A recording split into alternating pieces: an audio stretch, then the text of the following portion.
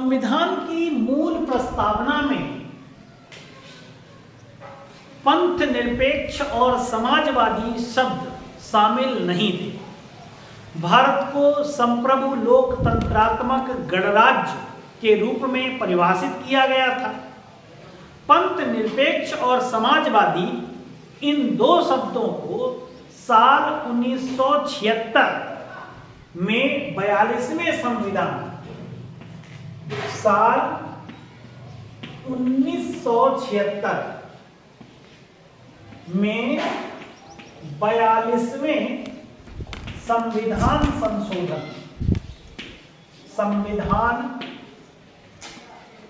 संशोधन में जोड़ा गया। अब इसमें क्या जोड़ा गया? एक तो जोड़ा गया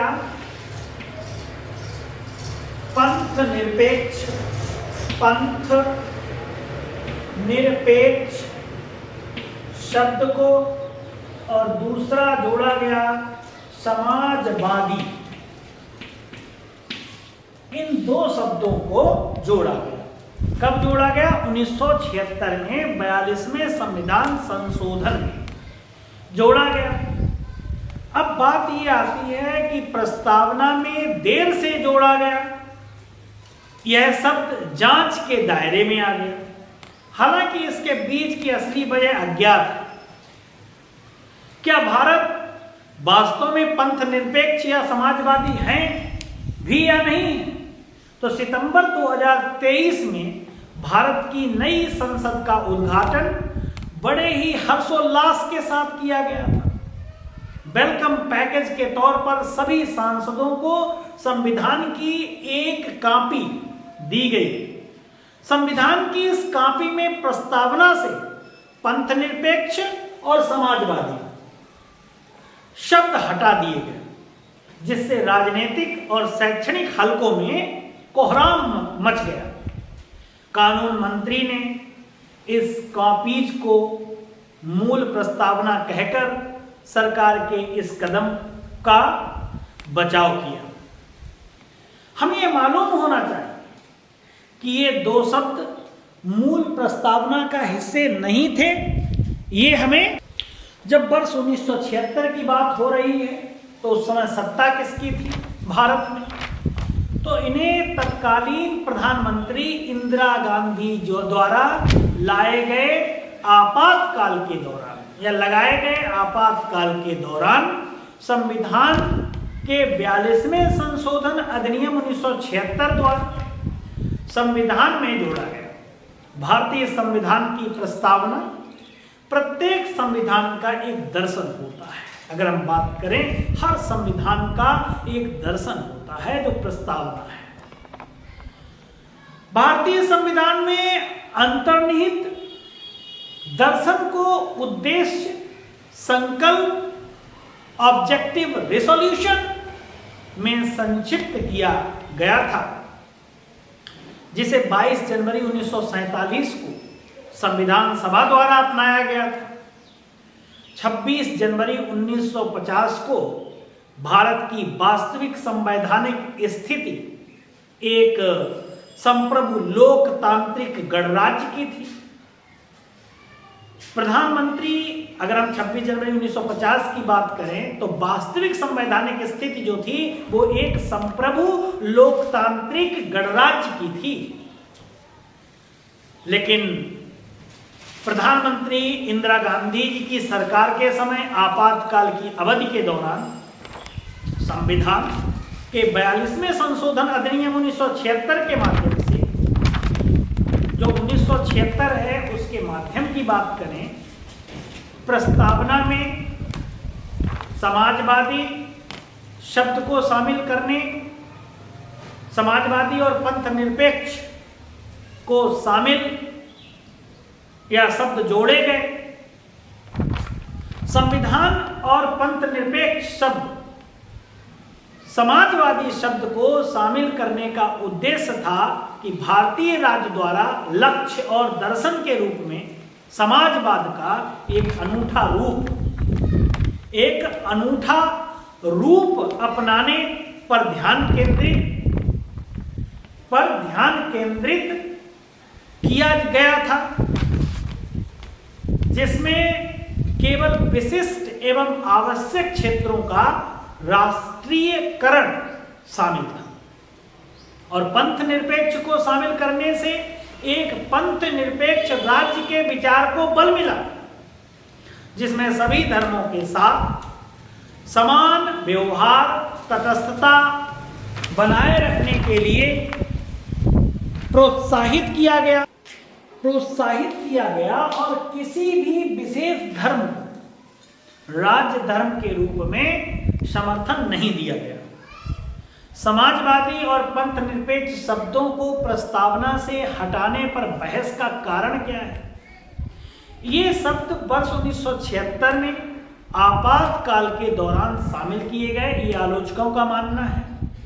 दूसरी बात आती है, यह एक विशेष राजनीतिक विचारधारा ढोने जैसा है और यह प्रतिनिधित्व और लोकतांत्रिक निर्णय लेने के सिद्धांतों के खिलाफ है। वहीं आलोचकों का एक और तर्क है कि वर्ष 1950 में अपनाई गई मूल प्रस्तावना में ये शब्द शामिल नहीं थे। संविधान के दर्शन में पहले से ही समाजवाद, पंथ निरपेक्ष का स्पष्ट, संविधान के दर्शन में अगर देखा जाए पहले से ही पंथ निरपेक्ष का स्पष्ट उल्लेख किए बिना अगर हम इसमें ना ही जोड़ते तब भी पहले ही न्याय, समानता, स्वतंत्रता और भाईचारे के विचार शामिल हैं। तो इन शब्दों की जरूरत फिर क्या है?